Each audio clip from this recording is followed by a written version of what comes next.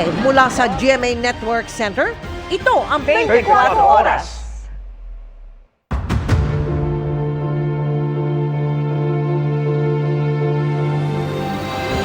Magandang gabi po, Luzon, Visayas at Mindanao.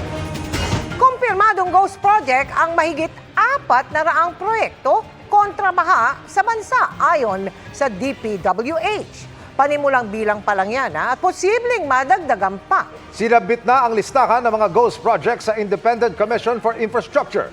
Pagtiyak ng komisyon, wala silang sasantuin at hindi isisikreto ang mga inspeksyon. Nakatutok si Joseph Morong. Mga ghost sa substandard projects sa Bulacan at Oriental Mindoro ang pinakanabubusisi sa mga pagdinig sa Senado, Kamara at kaya sa Independent Commission for Infrastructure o ICI. Pero ayon sa DPWH, may 400 at 21 ghost o guni-guning flood control project pa ang nakumpirma rin nila. Inisyal na bilang pa lamang yan mula sa 8,000 proyektong sinuyod ng Department of Economy, Planning and Development o DepDev at mga pulis at sundalo hanggang nitong October 6. Karamihan sa mga ito nasa Luzon pero meron ding nasa Visayas at Mindanao. Yung involved, same mga contractors din? Nandun sila. Nandun, kasama sila doon, pero meron din iba kasi madami yan eh. Hindi pa binanggit kung magkano ang halaga ng mga ghost project. Isinumit na ng DPWH ang listahan ng mga proyektong yan sa Independent Commission for Infrastructure o ICI na nag-iimbestiga sa anomalya at nagbubuo ng kaso laban sa mga posibleng sangkot sa mga maanumalyang proyekto. Kompleto na yung mga dokumento at mga ebidensya din. Puntahan natin yan. No? Validated na rin naman itong mga to. No? Sa malaking bagay yon. But it doesn't prevent the general from going there, looking personally, para mas sigurado tayo. Ang misyong mag-inspeksyon nakaatang kay bagong ICI Special Advisor at Investigator Rodolfo Azurin. Napakalaki at napakahirap because si Jar Magalong ang pinapalitan natin, but kakayanin natin ito. Sa dami na mahigit 400 na mga ghost project, kung may mapupuntahan silang isang proyekto kada araw, ay lalagpas pa rin sila ng isang taon. Hindi naman lahat ay pupuntahan natin yon. Ibig sabihin is i-divide namin yung mga mag-i-inspect doon at magpa-validate. Mas madali ring patunayan kung wala talagang proyektong makikita. Madaling i-establish yung liability and accountability kapag ghost project. No? Kasi ghost nga. No? Wala nang, hindi na mahaba yung yung case build-up nun. Pero kailangan pa rin ng tulong lalo't posibleng sangkot ang mga taga-DPWH mismo. Kaya nga ang naging strategy ni Yusek Bisnar is to really tap the AFP and the PNP. But of course, DPWH needs to also get involved. Kaya lang of course, there are trust issues in DPWH. We have to look for independent validators. Kinausap na ni Azurin ang AFP at PNP kaugnay nito.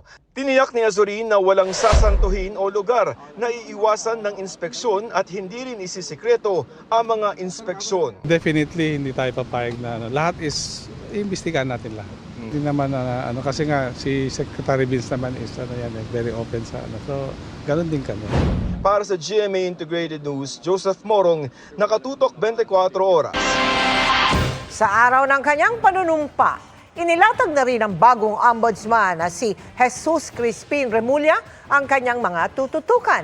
Kabilang dyan, ang mga kaso kaugnay ng mga flood control projects, pati ang pagbili ng gobyerno ng mga umano'y overpriced na supply sa Pharmally noong pandemya. Pero, paano kaya kung may kaanak na masangkot sa katiwalian, lalo't mula siya sa isang political family? Ang kanyang tugon sa pagtutok ni Salima Refran. State your name, please. Jesus Crispin Katibayan Remulla. Nanumpa na bilang ikapitong ombudsman ng Pilipinas si Ombudsman Jesus Crispin Remulla sa Korte Suprema. Sinaksihan niya ng kanyang asawa at mga dating kasamahan sa Department of Justice. Agad raw tututukan ang tinawag ni Remulla na emergency situation dahil sa maanumalyang flood control projects at target na makapaghain na ng mga kaso sa Sandigan Bayan sa mga susunod na linggo. Wala ho tayong sinisino rito. Kung mataas man o mababa, pero sisiguraduhin natin yung ebidensya nakatuon pag-file natin ng kaso. So kahit mataas yan, kahit umabot na senador yan, kung saan maabutin yan, gagawin natin. Sir, kahit na mag-anak po ng Pangulo, talaga po sa... Wala naman tayong choice dito, yun ang ebidensya. Pwede ba natin i-deny ang ebidensya? Kung merong ebidensya, yun ang talagang hamon sa atin dito. Bubuklatin at pag-aaralan din daw niya ang mga nakabimbing mga rekomendasyon at mga kaso, kabilang na ang kontrobersya sa pagbili ng pamahalaan ng di umano'y mga overpriced medical supplies sa Pharmally noong pandemya sa ilalim ng Administrasyong Duterte. Alam natin, mabigat ang alingaw-ngaw at marami nagsasabi na may nangyari nga masama doon. May naging pagdinig ang Senado, ngunit hindi na umandar mula doon. Ito kailangan bisitahin natin. Tanong ngayon kay Remulla, pwede bang umabot na ang kaso kay dating Pangulong Duterte? Hanggang saan nga tayo abutin ang ebidensya, doon tayo tuturo. Pangako rin ni Remulla, isa sa publiko ang mga SALN o Statement of Assets, Liabilities and Net Worth na deklarasyon ng mga ari-arian at yaman ng mga opisyal ng gobyerno. Pero may limitasyon alinsunod sa data privacy law. Ang gagawin natin dyan sa SALN issue, hindi lang isa yan, lahat yan eh. I-redact lang natin yung dapat i-redact dahil sa data privacy. Tapos, syempre, hihingi tayo sa lahat ng requesting parties undertaking na hindi gagamitin ito sa paraan na hindi makakabuti sa bayan. Pamilya ng mga politiko ang mga Remulla. Si Remulla ilang beses naging congressman at naging governor din ng Cavite. Kapatid niya ang kasalukuyang DILG secretary na si John Vic Remulla at mismo mga anak ni Remulla, mga halal na opisyal sa Cavite. Paano naman kung ang mga ito o mga kaibigan o kaalyado ang nasangkot na sa isyu ng katiwalian? Yung mga anak ko, pinalaki namin yan ng asawa ko na maayos na tao. At alam nila na pag ang tatay nila nagtatrabaho talaga. They know about it. Kaya hindi ako natatakot na meron silang gagawin na masama kasi I think that we raised them very well. Pero just the same, pagka merong problema, di sabihin lang at harapin natin ang mga problema niya. Para sa GMA Integrated News, Sanima Refra, nakatutok, 24 oras. Mga kapuso, malapelikula ang maaksyong paghahabol ng pulisya sa isang wanted para sa kasong statutory rape. Tumakas ang suspect sakay ng isang motorboat at kahit nang maibalik na sa Pampang ay nagtangkapang tumakbo papunta muli sa dagat. Panoorin kung paano siya na-corner sa aking pagtutok. Exclusive! Pumalaot sakay ng motorboat ang mga nakasibilyang pulis para habulin ng papatakas na suspect na sumakay rin ng bangkang demotor. Makaraan ang ilang minuto. Inabutan ng mga pulis ang target. Balik mo yan! Balik mo yan! Balik mo! At dinikitan ito. Utos nila sa bangkero, dalhin agad sa Pampang ang bangka. Ikot mo! Ikot mo, tol! Nadamay ka! Ikot mo! Ikot mo!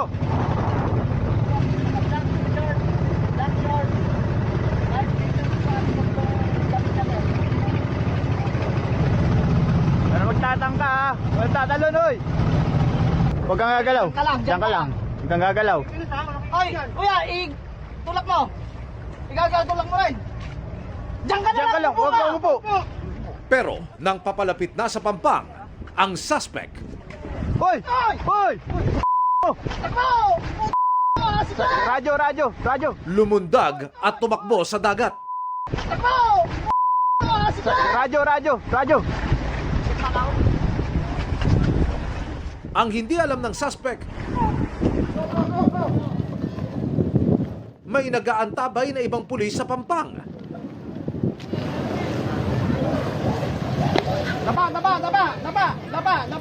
Pinadapa sa buhangin ng suspect na wanted sa kasong statutory rape. Ang biktima, ayon sa Northern Police District, menor de edad. Yung mga biktima na rin nagbibigay ng tip. Hindi na idinetalye pa ng pulisya ang kaso habang ang suspect hindi pa nagbibigay ng pakayag sa amin. Para sa GMA Integrated News, Emil Sumangil, nakatutok 24 oras. Dahil ginagamit sa emergency, hindi uubrang i-zero ang unprogrammed appropriations sa panukalang 2026 budget.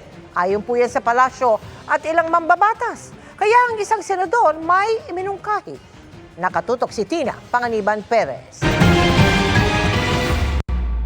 When we discuss the budget finally on second reading, before third reading, there should be no unprogrammed funds. Kabi-kabila ang mga panawagan sa Senado at Kamara para gawing zero ang unprogrammed appropriations sa panukalang 2026 budget. Sa unprogrammed appropriations nakalista yung mga programang mapopondohan lang pag may sobrang kita ang pamahalaan. Sa mga nakaraang budget, dito inilista ang ilang flood control project. Ang gusto talaga natin ay talagang zero para bang ang power of the purse napunta na sa DBM. Kasi di ba parang sila na yung nagde-decide kung paano gagamitin at saan dadalhin based on their conditionalities. Pero sa halos 250 billion pesos na halaga ng nakalista sa 2026 unprogrammed appropriations, hindi pa bababa sa 41.7 billion pesos ang tinapyas kahapon. Ang naalis, 35 billion pesos para sa sagip o strengthen assistance for government infrastructure and social programs at 6.7 billion pesos na emergency healthcare workers allowance.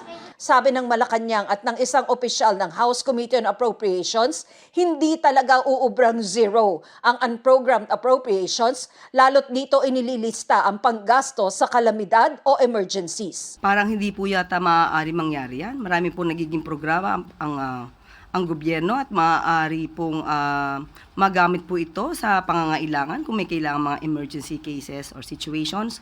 But tandaan po natin, hindi naman po ito nagagas na basta-basta. There are calamities that have impacted our communities most that are unexpected. No? Dito rin inililista ang pondong sagot ng gobyerno sa mga proyektong katuwang ang mga dayuhang bansa.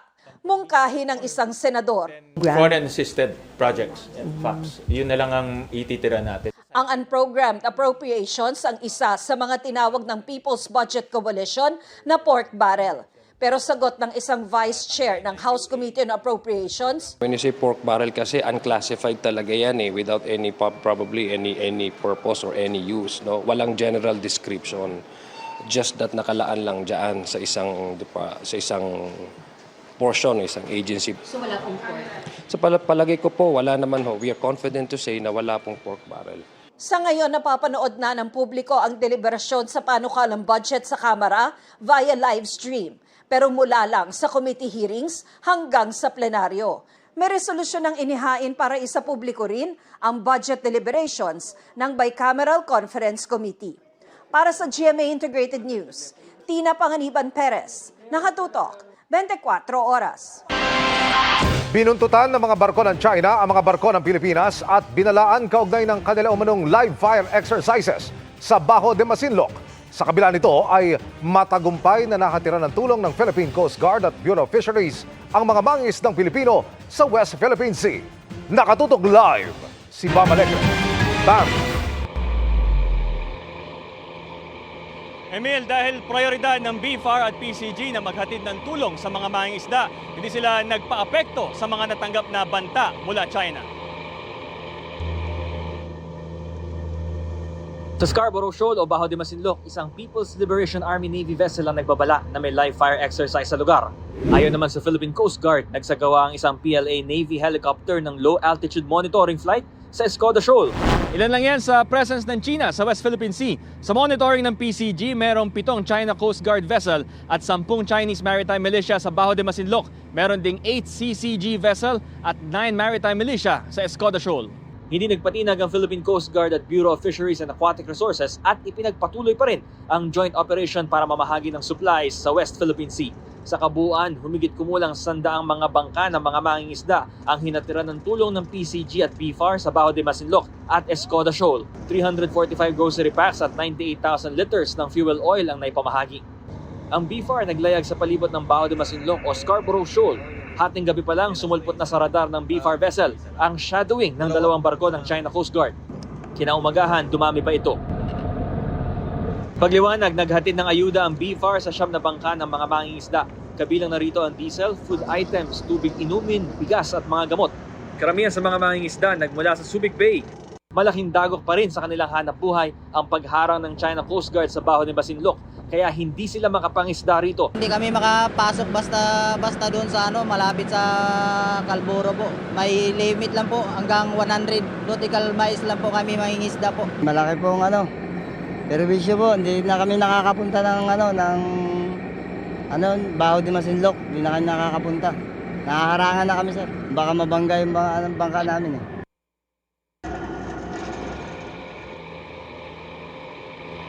Emil, hanggang sa mga oras na ito ay may nakashadow sa atin na 2 barko ng China Coast Guard dito sa ating kaliwa. Live mula rito sa West Philippine Sea para sa GMA Integrated News, Bam Alegre, nakatutok 24 oras. Ingat at maraming salamat, Bam Alegre. Fake news. Ganyan pinasinungalingan ni Presidential Advisor on Investments and Economic Affairs Secretary Frederick Go ang lumabas na malaki umano ang ibinagsak ng halaga ng mga kumpanya sa Philippine Stock Exchange. Sabi ni Go, nakuha lang daw ni SEC Chairman Francis Lim ang fake news sa isang social media post. Nakatutok si Ivan Mayrina. Binansagang fake news ang lumabas sa bumagsak daw ang halaga ng mga kumpanya sa Philippine Stock Exchange ng 12% o 1.7 trillion pesos dahil sa pagkabahala sa korupsyon. Ang nagsabi pa nito, ang mismong chair ng Securities and Exchange Commission na si Francis Lim sa isang forum kasama ng mga finance executives. Ang kay Presidential Advisor on Investments and Economic Affairs Secretary Frederick Go, hindi totoo ang pinagbatayan ni Lim ng kanyang pahayag. Unfortunately po, the Securities and Exchange Commission chairman was quoting off a confirmed fake news SOCMED post designed to catch attention and falsely sensationalize. The attributed source confirmed na fake news po ito at hindi galing sa kanila. Para itama ang fake news, sinabi ni Go na kinausap niya mismo ang pamunuan ng PSE at mga malalaking brokers sa stock market. The fact is, the drop wasn't 12%. You may confirm this with the Philippine Stock Exchange or your favorite stockbroker. For the period mentioned, which is August 11 to 29, in terms of the market cap, which is the clickbait number of that fake SOCMED post, the drop po is only 1.4%. Hinihingan namin sa ngayon ng pahayag si Sec Chair Lim, pati ang Philippine Stock Exchange. Iginiit rin ni Go na walang umaatras sa mga investor o binabawi mga investment pledges dahil sa kawalan ng tiwala sa bansa. I don't think we've lost anything.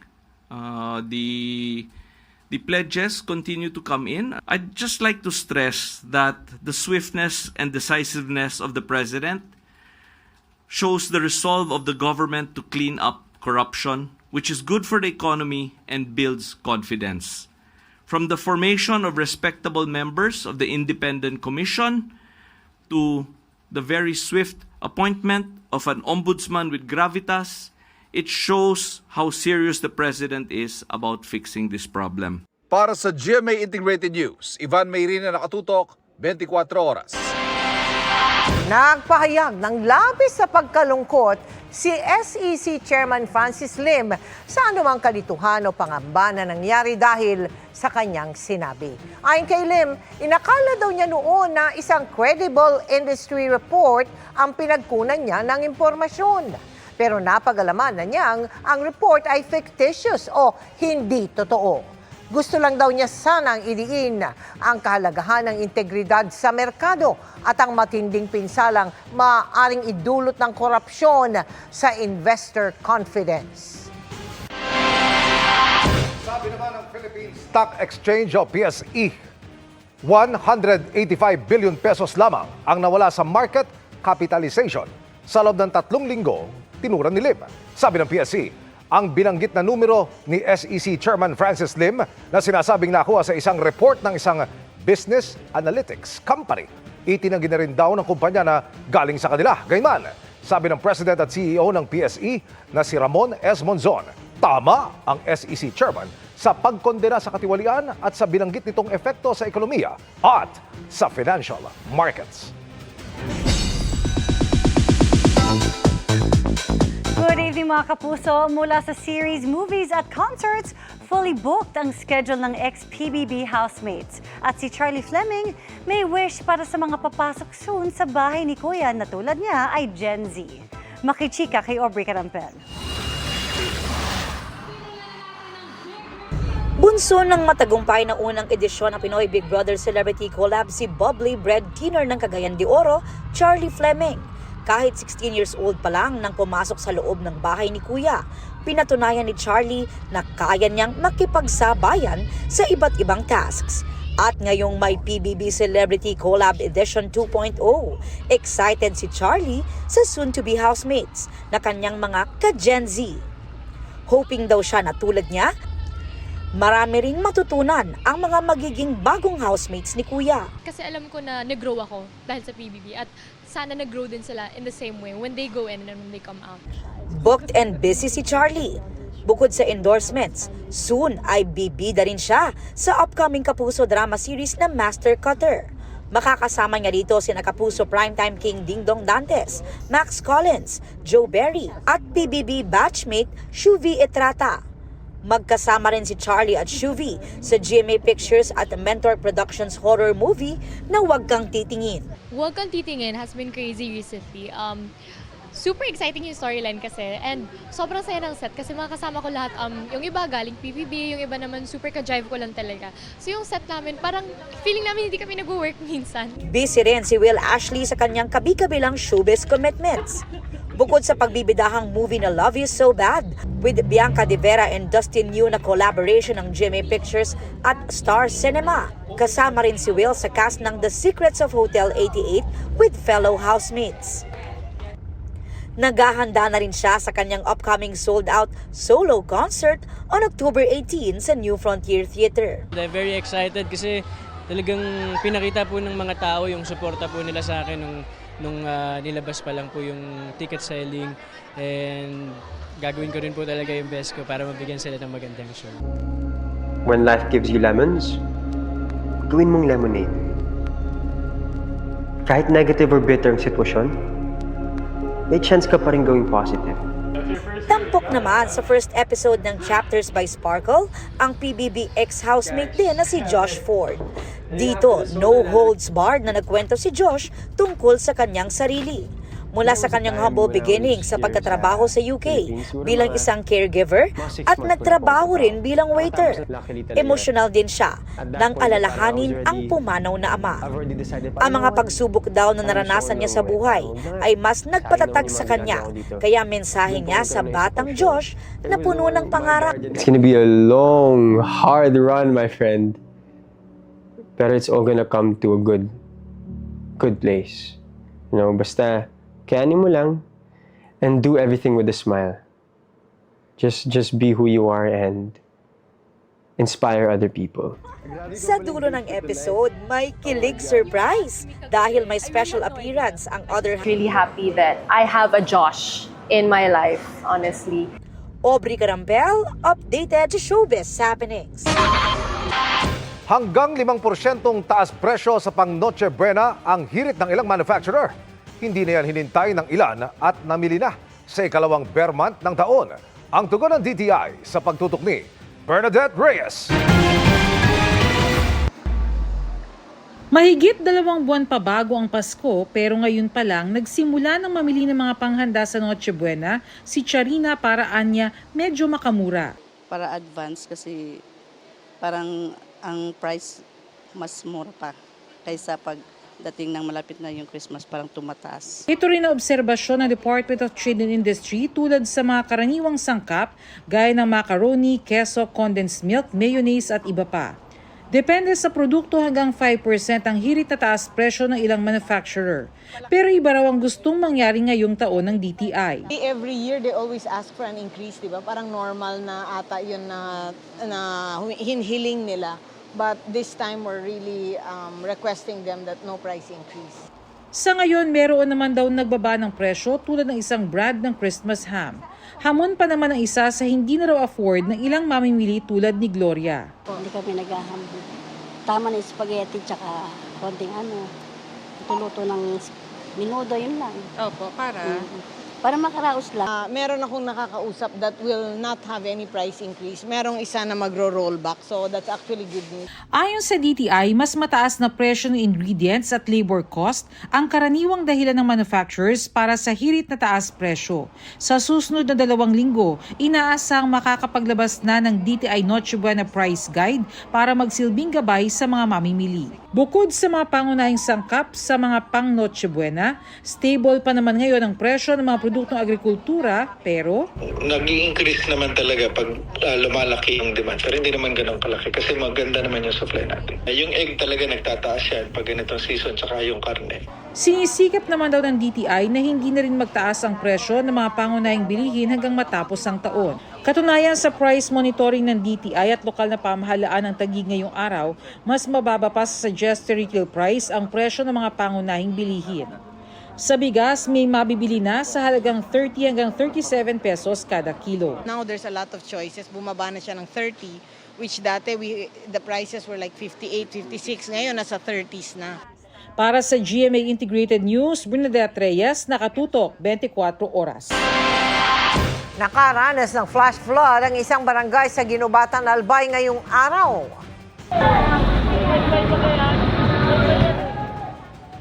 Sa gitna ng rumagasang baha, nagtulungan na ang ilang residente sa pagtutulak ng pick-up na ito. May ilang bahay ring nalubog sa mataas na tubig. Sa Maguindanao del Norte naman, halos 100 pamilyang binaha sa isang barangay. Pinasok din ng tubig ang ilang bahay kaya may mga pamilyang inilikas. Ayon sa mga residente, bukod sa high tide, nakaranas din sila ng malakas na ulan kahapon. Problema rin ang baha sa isang barangay sa Zamboanga City. Ang isang lalaki sinakay ng kanyang anak sa palanggana. Meron din ginawang balsa ang sirang refrigerator. Nagtayo na ng community kitchen ng barangay para sa mga apektadong residente. Ayon sa Pag-asa, Intertropical Convergence Zone o ITCZ ang nagdala ng mga pagulan sa dalawang lugar.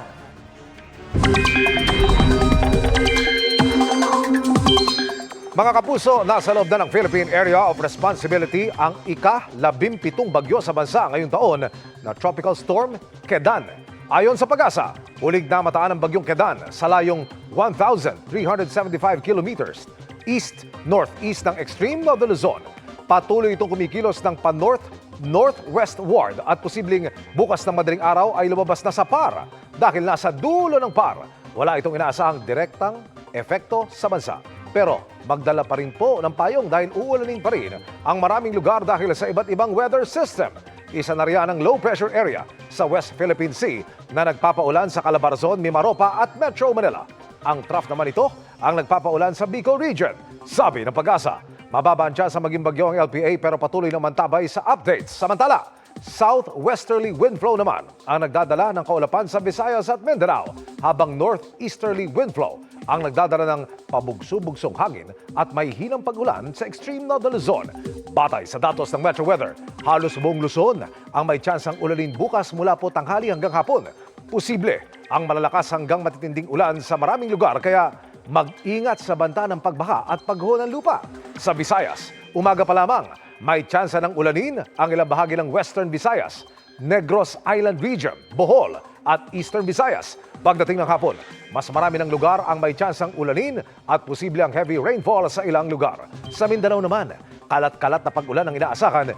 Mag-ingat pa rin dahil posible ang malalakas na ulan, lalo na sa Zamboanga Peninsula. Sa Metro Manila, maulang panahon pa rin ang inaasahan bukas at posibleng maranasan yan hanggang gabi. Mas mabagsik na Metena ang nagbabalik sa Lereo dahil 2 makapangyarihang sandata ang napasa kamay niya. Bago naman makaharap ni Metena ang New Gen Sangre, may pagsubok muna silang haharapin. Makichika kay Aubrey Carampel. Oo! Buhay ang inyong gera!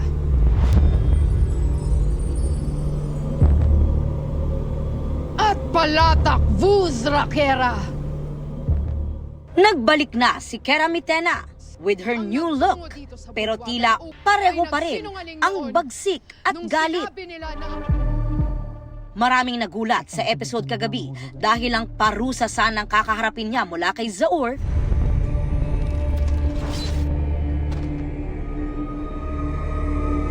napigilan nang dumating sina Olgana at Veshdita. Kaya ang mga nagtaksil, Ipasok ang taksil!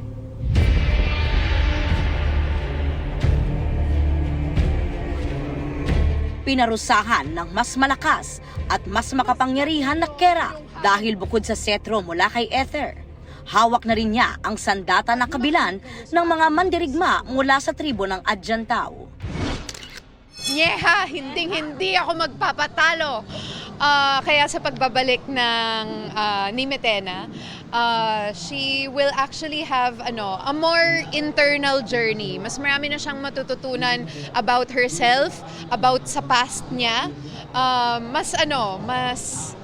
Ayun nga, magiging emotional yung journey ni Metena moving forward. So kung dati ang nakikita natin sa kanya galit, ngayon mas marami na tayong makikitang mga palo ng emotions. Para kay Rian, ang pagganap as Metena, isa sa kanyang greatest blessing na ipinagpapasalamat niya. Nitong October 3, nag-celebrate ng kanyang 35th birthday si Rian. Nagkataon nga raw na sa kanyang mismong birthday ay nagbalik naman siya sa taping para sa pagpapatuloy ng Encantadia Chronicles Sangre, kung saan sinorpresa siya ng kanyang co-stars at production team. I spent my birthday on the set of Sangre and sinorpresa nila ako with cake, flowers. Ang pagmamahal ko sa character ko na si Metena, talagang there's something about doing the role that feels like home na din to me. So my first day back on set, which was my birthday gift, was so, it felt natural. Tama ang aking kutob kung bakit tayo dinala ng Ada rito. Samantala, nakabalik na sa Encantadia ang mga Sangre na hawak na ang kani-kanilang mga brilyante, na nagbalik na rin ang mga kapangyarihan.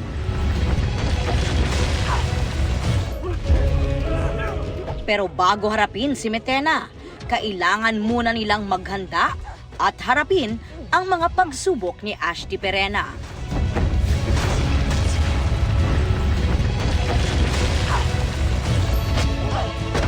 Aubrey Carampel, updated sa Showbiz Happenings. Niyanig ng magnitude 4.4 na lindol ang hilagang silangan ng Pugo, La Union na naramdaman din hanggang sa Pangasinan at Benguet. Sa Baguio, may mga estudyante na hilo, hinimatay o nagpanik. Nakatutok si Darlene Kai. Pasado 10:00 ng umaga, nang maramdaman ang magnitude 4.4 na lindol sa Baguio City, ang ilang residente nagmamadaling lumabas. Gayon din ang mga estudyante ng Baguio City National High School kanina. Kinailangan silang respondehan ng isang ambulansya dahil sa mga estudyanteng nahilo o nawalan ng malay. Ang dami pong mga bata dito, ang mga inimatay. Ang bilang ko kanina ay umabot na ng mga 20. May napansin ding malaking crack sa entrance ng paaralan. Ang inyo po nakikita, yan po yung crack. Yan po yung bagong crack dito sa main entrance ng Baguio City High School. Sa Luwakan Elementary and High School naman, isang estudyante ang isinakay sa stretcher nang makaranas ng panic attack. Pinalabas din ang mga nasa loob ng iba pang paaralan at establishmento. Mabilis ding nagpunta sa open spaces ang mga empleyado at kliyente ng Baguio City Hall. Paalala ng mga otoridad kung lumilindol, maging kalmado at sundin po natin ang ating drill, yung duck, cover and hold. Nag-ikot na rin sila sa lungsod para magsagawa ng assessment. Nakikipag-ugnayan na rin ang technical personnel ng City Buildings and Architecture Office sa mga administrators ng mga paaralan, malls at private at public buildings para tiyakin ang tibay ng mga istruktura. Dahil sa lindol, sinuspindi ang klase sa Baguio mula preschool hanggang senior high school. May mga nagsuspindi rin ng klase sa Pangasinan at La Union kung saan naramdaman din ang pagyanig. Naitala ang sentro ng lindol 3 kilometro hilagang silangan ng Pugo, La Union kaninang alas 10:30 ng umaga. Wala namang nai-report na pinsala sa ngayon. Ayon sa FIVOX, walang inaasahang aftershocks matapos ang lindol. We consider this as a light earthquake. Wala po tayong inaasahan na aftershock and hindi po tayo nag-expect ng damage po dito. Hindi rin daw konektado ang lindol sa malakas na pagyanig kamakailan sa Cebu. Para sa GMA Integrated News, Darlene Kai, nakatutok 24 oras. Ingat po sa pagbili ng mga bagsak presyong sasakyan. Baka repossess yan o nahatak ng bangko dahil hindi na mabayaran tulad ng ibinebenta umano ng 3 inaresto ng PNP Highway Patrol Group. Ang kanilang estilo para makaengganyo ng customer sa pagtutok ni June Veneracion. Ini-inspect pa yung engine. Habang abala ang mga seller at ang kunwaring buyer ng sasakyan sa isang parking area sa Pasay City, nagmamasid naman sa di kalayuan ang mga pulis mula sa Highway Patrol Group. Magkano binibenta? Mura? 200 ako. Red flag pa rin kasi mura. Nang isara na ang kunwaring transaksyon, dito na nagkaarestuhan. Kuya, ba't ganun? Bakit kuya? Kuya, hindi mo nakuha Arestado ang 2 suspect sa illegal umunong pagbebenta ng mga repossessed o mga sasakyang nahatak ng bangko dahil hindi na mabayaran. May dagdag kaso pa dahil nakuhanan sila ng di lisensyadong baril. Tapos may baril. Pakita mo. Loaded? Loaded? Tama, loaded. Sa follow-up operation sa Mandaluyong City, isa pang kasabot umano ng mga suspect ang naaresto. Sa kabuuan, 5 sasakyan ang nakuha sa grupo. Sabi ng mga suspect, nasa buy and sell sila ng mga sasakyan at hindi nila alam na may problema ang mga nakuha nilang unit. Sabi sa amin, eto San Lato, naremata na. Pwede na ibenta. Yun ang sabi sa amin, sir. Sumama lang po ako, nag-finance lang po ako. Hindi naman itinanggi ng mga suspect na may nakuha sa kanilang baril. Hindi naman po siya gumagana. Pang-intimidate lang namin if ever na may magbabanta sa amin. Iniimbestigahan ng PNP HPG ang posibilidad na bahagi ng isang malaking grupo ang mga suspect. Isa raw sa mga modus ng grupo, sabi ng PNP Highway Patrol Group, ay yung bagsak presyo na bentahan. Alam niyo ba, itong sasakyan na ito, year 2024 model, binebenta lang daw ng grupo sa halagang 150,000 pesos. Pero sa legal na bentahan, pwede pa itong umabot ng mahigit 500,000 pesos. Sa mga online platform daw ibinebenta ng grupo ang kanilang mga sobrang murang sasakyan. Kapag ito'y binili nila at syempre kung ito din na alarmado na sa PNP HPG at sila po ay naispatan ng ating pong mga patroller, sila rin po ay magkakakaso. Para sa GMA Integrated News, June Veneracion, nakatutok 24 oras. Tuloy ngayong Oktubre ang imbestigasyon ng Senate Blue Ribbon Committee sa mga flood control project. At imbitado pa rin sina dating Speaker Martin Romualdez at dating Congressman Zaldi Co. Ayon kay Committee Chairperson Erwin Tulfo. Nakatutok si Sandra Aguinaldo. Pansamantalang nahinto ang Blue Ribbon Committee hearing kaugnay sa mga maanumalyang flood control projects na nasundan ang pagbibitiw ng chairman nitong si Senador Panfilo Lacson. Pero pangako ng vice chairman ng komite na tumatayo ring acting chairman na si Senador Erwin Tulfo, itutuloy na ang hearing ngayong Oktubre. Siguro po sa October 22, 23, somewhere around there. Nakita ko pong medyo maluwag-luwag, around 23, 24, mga 26, 27, ganun po. Kasi po ngayon, busy po yung mga ibang kasamahan ho natin sa mga budget hearing po, kanya-kanya. Itutuloy din niya ang plano ni Lacson na pag-iimbita kina dating House Speaker Martin Romualdez at dating Ako Bicol Party List Representative Zaldi Co. Si Speaker po kasi invitation lang po dahil meron po tayong interparliamentary courtesy po. So it's just an invitation. Pero si Zaldi Co siguro pwede na pong imbitahan. Pag hindi po sumagot, pwede na pong padalhan po na sa pila. Puna ng ilang senador noon, tila mga senador daw ang nadadawit at nakakaiwas naman umano ang ilang kongresista. Pangako ni Tulfo, hindi niya basta palalampasin ang mga madadawit. Susundan din po namin yung mga nabanggit po ni Curly at Mrs. Diskaya po na nakausap nila. Not personally, kundi yung mga tauhan po ng mga mambabatas na yun. Pagkatapos sutukan ng flood control projects ay posibleng isunod nila ang anomalya sa farm to market road. May naisip din siyang paraan para mapabilis ang investigasyon. Sabi nga ng DPWH, parang 4,000 po yata or 8,000 na flood control projects throughout the country. So, napakadami po. Siguro gagawin ho natin, pag nahagip ka, may flood control ka, kailangan i-certify po ng DPWH, ng COA, na yung flood control mo talaga na-execute na hindi siya substandard at hindi siya ghost. Git niya, ang layunin ng investigasyon ng Senado ay pagbalangkas ng batas para hindi na maulit ang katiwalian sa mga proyekto. Paliwanag pa ni Tulfo, acting chairman lang siya sa ngayon dahil gusto niyang bigyang daan muna ang paghahanap ni Senate President Tito Soto ng permanenteng chairman. Samantala, bukas inaasahang mag-a-adjourn ang Senado. Pero sinabi ni Soto na nagbigay na ng pahintulot ang Senado sa kagustuhan ng Kamara na magsagawa ng sesyon hanggang Lunes para raw maaprubahan ang national budget sa ikatlong pagbasa.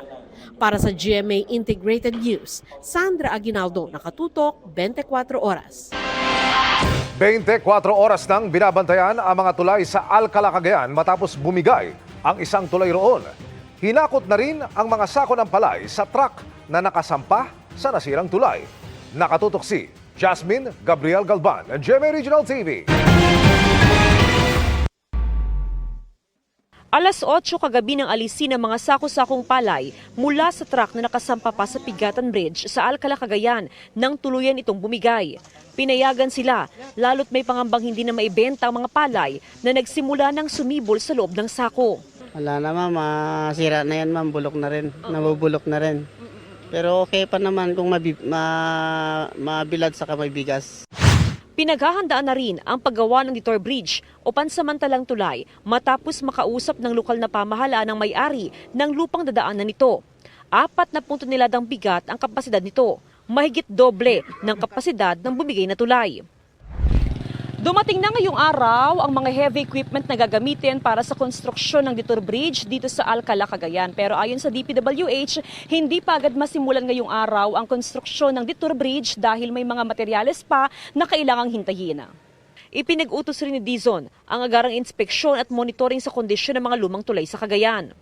Nag-release ako ng memo instructing lahat ng taga-DPWH from region to district na makipag-coordinate na sa mga LGUs at mga probinsya para number 1, i-assess lahat ng mga bridge.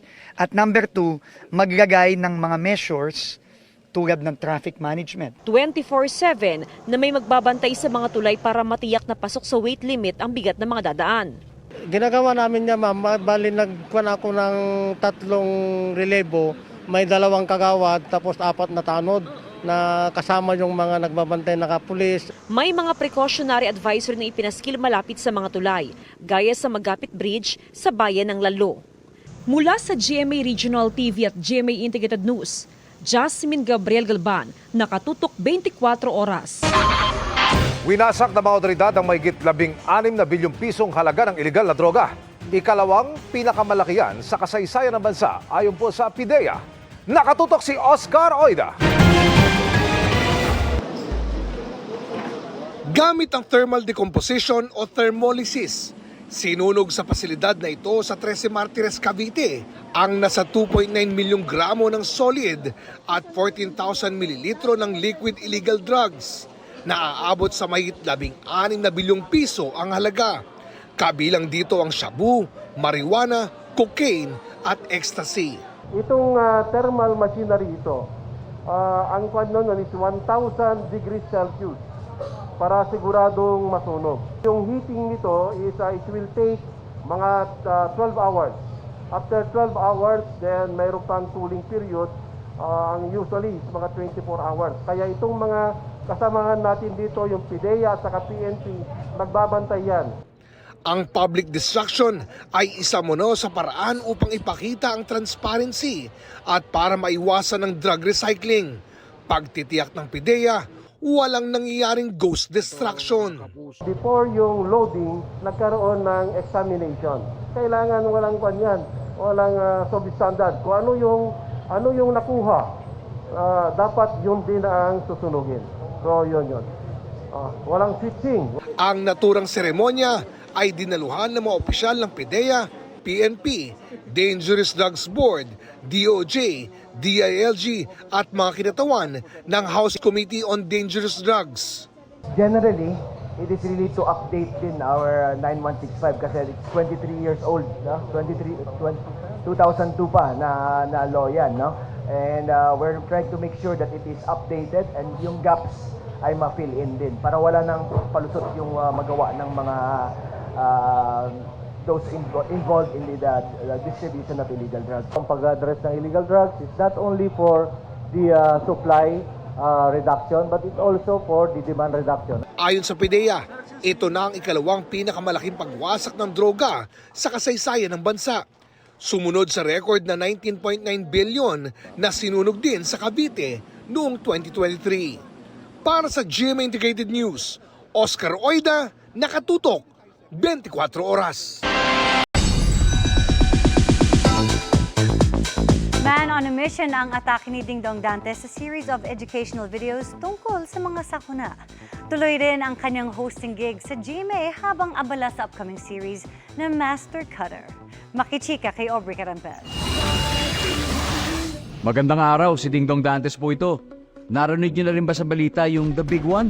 Isa lang yan sa serye ng mga educational video na kinatatampukan ni Kapuso Primetime King Ding Dong Dantes bilang ambassador ng Panatag Pilipinas Campaign, katuwang ng National Disaster Risk Reduction and Management Council o NDRRMC at Office of Civil Defense. Dito nagbabahagi si Dong ng ilang important tips na dapat gawin sa panahon ng sakuna o kalamidad.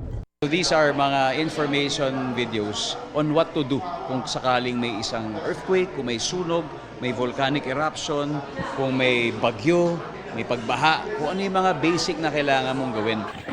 Noong isang linggo lang, niyanig ng magnitude 6.9 na lindol malapit sa Bogo City, Cebu, kung saan maraming nawasak na ari-arian at binawian ng buhay. Bukod pa riyan, ay sunod-sunod din ang bagyong nananalanta sa iba't ibang bahagi ng bansa. Kaya mahalaga raw na maging handa ang lahat at maging alerto kung ano ang mga dapat gawin bago, habang at pagkatapos ng iba't ibang uri ng sakuna. Kabilang sa videos ay pagpapaliwanag ng rainfall at flood warning, safety tips at reminders pag may lindol, bagyo, pagbaha at maging sa pagpunta sa mga evacuation area.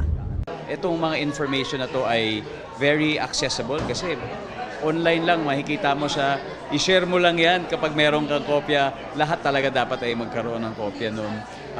Accessible and it is relatable kasi hindi siya masyadong mahirap. Mga 1 minute, 2 minutes, bite-sized information para mas madali natin ma-absorb at mas madali nating magawa at ma-practice sa ating mga bahay. Bukod dyan, abala rin si Dong sa pag-host ng Family Feud at infotainment program na Amazing Earth.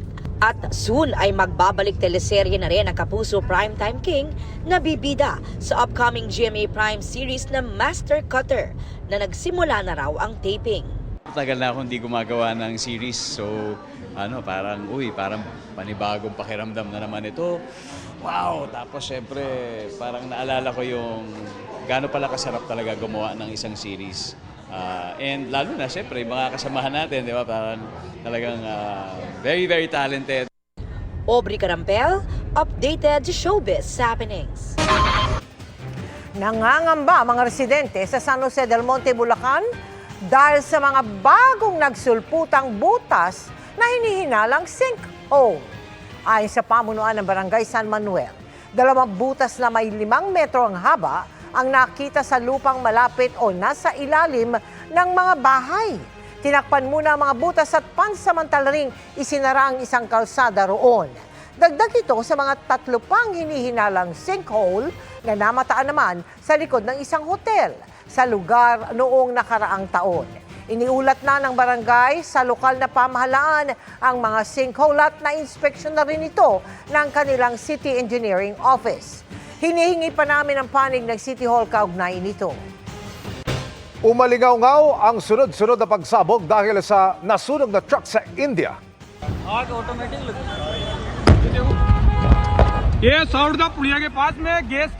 Ayon sa mga otoridad, binangga ang likod ng truck ng isa pang sasakyan. May karga pa namang mga tangke ng LPG ang truck kaya nagliyab ito. Wala namang naiulat na nasawi sa insidente. Nagsagawa rin ng clearing operation para maibalik ang maayos na daloy ng trafiko roon. Hindi lang isa kundi maraming beses umanong nakaranas ng panghaharas si Manila Councilor Eunice Castro mula sa kapwa niya konsehal na si Ryan Ponce. Ang pagsisiwalat na yan sa pagtutok ni Chino Gaston. Kaya kagalang-galang, Ryan Ponce. Shame on you for treating us women like an object. Wala naman akong pinakitang di maganda sa'yo. Bakit mo ako binabastos? Nanginginig ang boses ni Manila Councilor Eunice Castro nang ihayag sa gitna ng sesyon ng kanilang konseho ang naranasan umano niyang panghaharas mula sa kanyang kapwa konsehal na si Ryan Ponce. Imbes na maayos na pagkamayan ang mangyari, kinamayan niya ako at dinutdot ang aking palad ng ilang beses. Sa isang punto, di na napigilan ni Castro ang maiyak habang isinasalaysay ang naranasan na anyay hindi lang isang beses nangyari.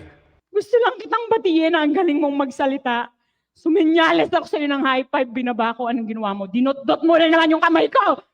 Bukod dito, tinanong din anya siya ni Ponce tungkol sa isang uri ng masahe. Tinanong ako ng isang konsihal na kausap natin. Ang sagot ko, hindi ko alam. At ginugel niya ang lumabas, a massage that focuses on the female genitalia. May mga pagkakataon din aniyang pinapansin ni Ponce ang kanyang suot at nagpapadala pa aniya ng random messages. Marami ka ring binurang mga random messages mo sa akin. Katulad ng, nakasitro ka kanina. Good morning, sexy. Inaabangan ko ang suot at buhok mo kanina. Patingin muna ng good morning face mo at pantulog mo para good morning talaga. Sa huli, panawagan ni Castro. Kaya sa mga kapwa ko babae sa lungsod ng Maynila, sa buong Pilipinas at sa buong mundo, hindi nyo kailangan magpanggap para tratuhin kayo ng tama at hindi kayo nag-iisa. Hinihikayat ko kayong lahat, huwag mangamba, huwag magsarili, huwag mag-isa, huwag magkulong, huwag matakot. Wala kayo, wala tayong dapat ikahiya. Dapat rito, sa taong abusado sa atin, tinatayuan, tinatawag, nilalabanan sa tamang paraan. Si Manila Vice Mayor Chi Atienza nagpahayag ng pagsuporta kay Castro. Naipadala na rin daw ang issue sa kanilang Committee on Ethics na siyang magsasagawa ng investigasyon. Sabi pa ni Atienza, narinig din daw niya ang pagsisisi ni Ponce at sana ay maging leksyon ito na hindi kukonsintihin ang sexual innuendos sa loob ng konseho.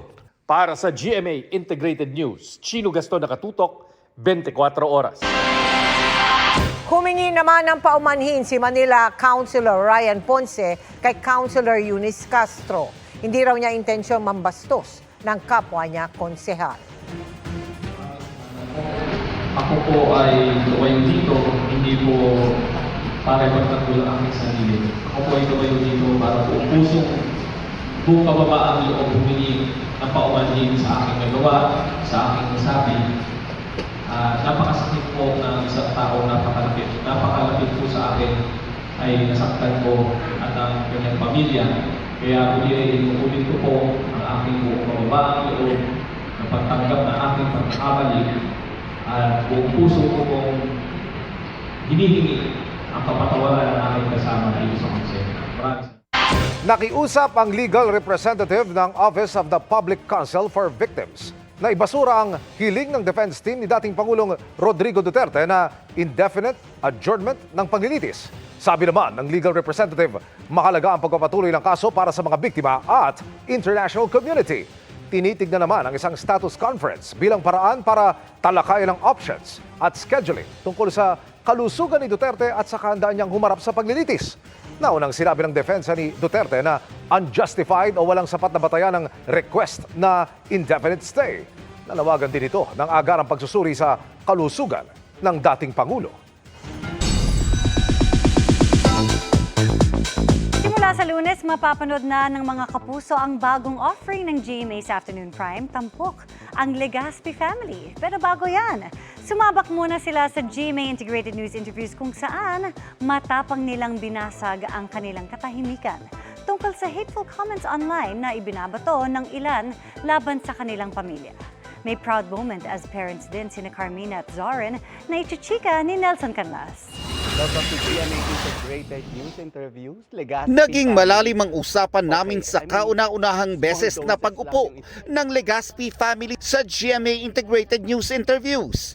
Sa kanilang mga kwento, bakas ang closeness nila bilang pamilya. Isang matibay na samahan na hindi kayang kantiin ng kahit masasakit na salita sa social media. Lahat ng tao na naniniwala sa fake news or whatsoever, then let them be. Kung at peace sila sa ganun, let them, you know. We don't go band for band with them. We don't fight back whatsoever. Yes, tao lang kami. It hurts to see those, but in the end of the day, what do they know? Kumbaga kung ano yung gusto nilang paniwalaan, paniwalaan nila. Wala kaming kalaban, wala kaming mga kaaway. We get to sleep properly, mahimbing ang mga tulog namin. Yun din yung sinabi ko sa kanila na let the people speak for us. Kasi marami nagsasabi, why don't you talk? Pati kayo magsalita, defend your ganto, ganyan. O kasi, na-affect ako kasi why? Why is this happening and why are you doing this to our family? Artista kami, oo. Open book yung ang aming buhay. Pero never akong nakapag-away sa ganito. That is not me. Hindi kami ganon. Binasag din ni Zoren at Carmina ang katahimikan tungkol sa ipinupukol sa kanilang mga anak. Mali dun sa mga balita na very sakal tong dalawa. No way. At tanongin na lang natin sila. I wouldn't say na ako no. I think our parents raised us perfectly, as I would say. You cannot guard your children 24/7 because you have to expose them sa real world. But hindi sila pwedeng nasa bahay lang. Was it hard protecting them? Mahirap kasi kung ako, gusto ko talaga dito lang kayo. Nervyosa akong nanay. Gusto ko, kumbaga parang ako na lang ang masaktan, wag na kayo. Dati. Nung mas bata kami. Pero now, they set us free. Yeah. So, sasagutin ko na sa lahat ng tao nagsasabi na bawat galaw namin ay pinapaalam po namin kay Mama. Hindi na. I mean, we just let them know. Both of them. It's just respect. Dahil sa asal ng mga anak, proud parents sina Carmina at Zoren naramdam na ngayong hindi sila pababayaan ng mga anak sa mga panahong kailangan nila ng kakalinga. Naluha nga si Zoren nang ikwento niya na pasikretong binayaran ni Cassie ang kanyang hospital bills nang minsang makonfine ng 1 buwan dahil sa karamdaman. Yun yung isang wish ng magulang. Yung kasi tangi kayo kasi pag Dito Nelson kasi. Yung fear ng mga magulang minsan pagtanda, di ba? Sabihin, sino mag-aalaga sa akin? Ganyan. Ako, I am at peace dahil alam ko alagaan kami nitong dalawa. Si Zoren was not feeling well last night. Meron talaga yung sakit, may sipon, ubo, gano'n. Sino ang kumuha ng temperature niya? Si Cassie. Without me saying. And then si Mavi, nung bata pa yan siguro he was like 7 years old, 8 years old. Sabi niya, you know what, Mom? Ganun pa lang siya, 7, 8 years old. You know what, Mom? Nalaniyak ako. Sabi niya, when you grow older, I'm gonna carry you going up the stairs and going down. I mean, for a kid to say that, na 7 years old, 8 years, parang, ako yung parang, saan nanggaling yun? Noong time na yun, hindi naman ako nasugatan. So talagang alam ko din na kahit tumanda kami, magkaroon kami ng sakit, alam namin na aalagaan kami nilang mga anak namin. Pasilip lang daw ito sa maraming emosyon na maaari nating mapanood sa kauna-unahang proyekto ng Legazpi family na Hating Kapatid na mapapanood na sa afternoon prime mula Lunes ng hapon. Nelson Canlas, updated sa Showbiz Happenings.